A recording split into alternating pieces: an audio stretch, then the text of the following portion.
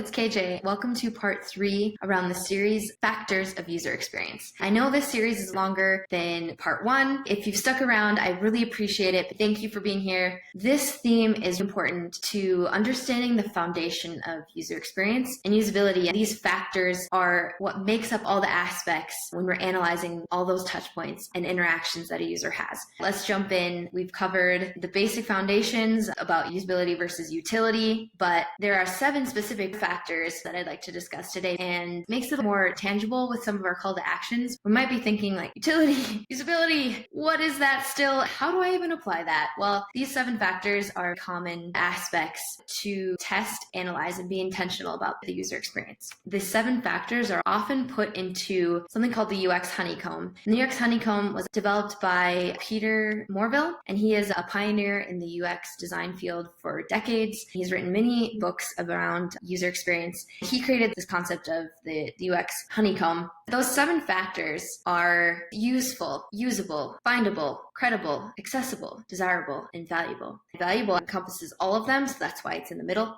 This honeycomb, you'll see that it puts it into a nice visual, seeing where they lie on a frame of how users think versus how they feel and how they actually use a system or interact with it. The first one is useful. We talked about usefulness on part 2. Is this product or service actually serving a purpose for the target customers and end users? Frankly, if there's no purpose, it's unlikely to compete for attention. Usefulness is utility. It's providing those features that a user needs, plus usability, which is the ease of use of interacting with those features, and then you create usefulness. Just like user experience, usefulness is in the eyes of the beholder. Usability, is that assessment of how easy it is to use. We try to analyze the user's ability to effectively and efficiently achieve their end goals. When they interact with the system or a product, they're trying to accomplish a task every time they visit. Usability, thinking can be thought of as safety. Think about a car. A car is designed so you can keep your eyes on the road, keep at the task at hand, and stay safe, but you can also operate the tools. If we think about that in the sense of our digital products, whatever kind of digital products we're putting out there, creating and developing, we have to make sure that we're thinking of that offline experience as well. The end user can interact with the product for what they need to do, but it doesn't put them in harm's way. It doesn't add pain points, and they can get back to focusing on what they really want to do. Findable. This is actually one of my favorite ones to think about, analyze, and plan for. This is a factor that refers to the discoverability of information within the navigational structure. This factor is directly tied to information architecture and how your navigational structure is laid out. Every feature, every piece of content that you have within an app, a system, or a piece of software, thinking about how that is laid out in relation to the global navigation and ensuring this continuous discoverability. We can't assume that a user, whether it's the first time or continuously coming back and interacting with the system, that they're going to know or remember what an icon is. Findable. A big part of that is how it's laid out in the navigation, but it can even relate to labeling, form, or consistency, making sure that a user always has that continuous discoverability of the content and the information that they're looking for because they're there to accomplish a task. Think about this as a table of contents in a book, whether it is books that I've read once or books that I have read many times and want to refer back to.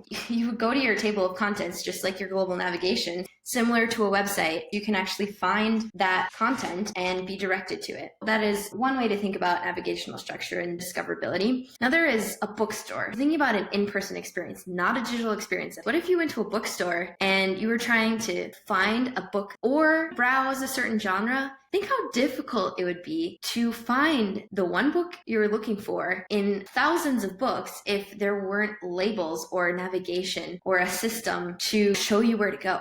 The last piece, think about how much content Netflix has. If it's difficult to find something, it doesn't matter if you have great content, a really great product. If it's hidden beneath the surface and it's difficult to find, there really is no point and the user will be frustrated. That is findable, making sure every piece of content is findable. Another factor is credible. It's the ability of the user to trust in the product, service, or experience, ensuring that the product or the experience lives up to its promises. Hopefully anybody creating something can have a trust with their end users, but sometimes the company or service has bad intentions or they even commit fraud. That is extreme, but you don't even have to commit fraud to not live up to your expectations and have a lack of trust. Credibility is just as important as some of these other factors. Accessibility, this unfortunately gets kind of left in the dust, even though it is very important. Accessibility is a factor of the user experience that ensures access to users of a full range of abilities. Think more tangibly, that could be color contrast, designing for someone with color blindness, low vision, or thinking about the legibility of your design. It's even becoming a legal obligation in places like the EU that if you don't meet certain accessibility standards, you could even be fined. That is something to keep in mind. What's interesting about designing for accessibility is that when you do it, you actually find that you are creating better products and services that is actually easier for everyone to use. Accessibility gets left to last or completely left out at all. Common misconception, but it can create a better product for everyone. Then there's desirable. That is a factor that is conveyed through the branding, image, identity, feeling, and the aesthetics. A lot of that is the brand work and some customer experience. If it's more desirable, it's more likely that a current user will brag about their experience with it and then create desire in other users. This example, if you're given the option of a Porsche